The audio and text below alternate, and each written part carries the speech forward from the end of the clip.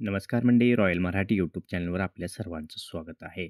मंडळी, आजच्या व्हिडिओमध्ये आपण मुख्यमंत्री माझी लाडकी बहीण योजनेच्या बाबत आता ई-के-वाय-सी करत असताना ओ-टी-पी बाबत जो प्रश्न येत आहे किंवा तांत्रिक अडचण निर्माण होत आहे, त्या संदर्भात आता महिला व बालविकास मंत्री आदिती तटकरे मॅडम यांनी काय माहिती दिली आहे, हे आपण आज पाहणार आहोत.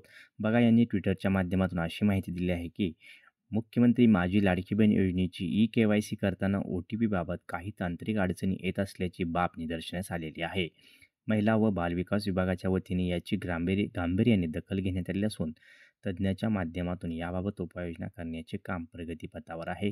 लवकरच ही तांत्रिक अडचण दूर होऊन ई-के-वाय-सी प्रक्रिया अधिक सुलभ व सुकर करण्यात येणार आहे, असं मी लाडक्या बहिणींना आश्वस्त करते, असं स्वतः आदिती तटकरे मॅडम यांनी आता इथं ट्विट करून ही माहिती दिलेली आहे.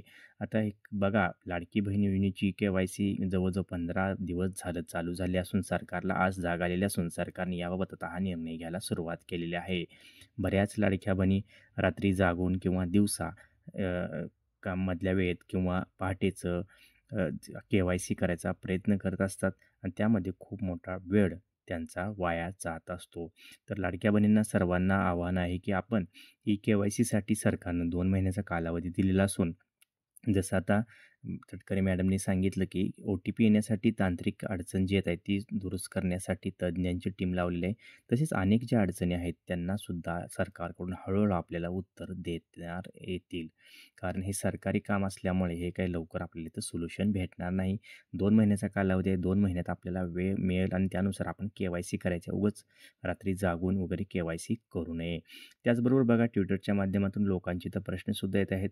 जसं की एखाद्या महिलेचं वय 50 असेल तर त्याचे वडील व नवरा महिलेच्या 25व्या वर्षी वारले असतील तर त्यावेळेस आधार कार्ड नव्हते. मग त्या महिलेने वडील व नवरा यांचे व्हेरिफिकेशन कसे करावे? तुम्ही निकष काढलेत ते चुकीचे आहेत. फक्त लाडक्या बहिणींना आधार कार्ड व्हेरिफिकेशन पाहिजे होतं. असं ट्विटरला त्यांना इथं आपल्याला रिप्लायसुद्धा दिसत आहेत. बरोबर आहे की लाडक्या बहिणींना असे प्रश्न आलेत, भरपूर प्रश्न आहेत. त्यानंतर दुसरा प्रश्न काय दिसतोय बघा, महोदया पात्र लाभार्थी पतीचे निधन 2008 साली झाले असून त्यांच्या आधार कार्ड नव्हते. कारण आधार कार्ड सेवा 2009 मध्ये चालू झाली. प्रत्यक्षात आधार कार्ड 2010 साली वितरित करण्यात आले. तर या योजनेची ई-के-वाय-सी करत असताना पतीचे आधार कार्ड विना करणे शक्य नाही. तर आपण या समस्येवर तोडगा काढावा. आता बघत असाल तुम्ही, भरपूर असे क्वेश्चन जे आहेत ते लाडक्या बहीण योजनेवर आता महिलाकडून होताना दिसत आहेत. कारण ही ई-के-वाय-सीची प्रक्रिया अत्यंत चुकीची आणि आपल्याला कोणत्या तत्त्वावर बसताना दिसत नाही आहे. आता ई-के-वाय-सी करायची होती तर फक्त महिलेचं आधार कार्ड एकटीचं घ्यायला पाहिजे होतं. परंतु सरकारने यामध्ये पती आणि वडिलांचं जे आधार कार्ड आहे ते बंधनकारक करण्यामागचा हेतू अजून आपल्याला समजलेला नाही. व्हिडिओ शेवटपर्यंत पाहिल्याबद्दल आपल्या सर्वांचे हार्दिक आभार.